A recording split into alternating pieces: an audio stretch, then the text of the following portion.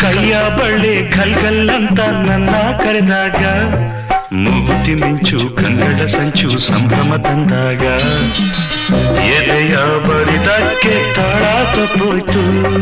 ಕೈಯ ಹಿಡಿದು ನನ್ನ ಸೆಳೆದು ಅಪ್ಪಿಕೊಂಡಾಗ ಒಂದು ಕ್ಷಣ ಎದೆ ಗುಂಡಿಗೆ ಹಂಗೆ ನಿಂತಾಗ ನಾನು ಯಾರಂತ ನಂಗೆ ಮರ್ತೋಯ್ತು ನಾನು ನೀನೆಂಬ ಭೇದ ಉಂಟೋಯ್ತು ನಾ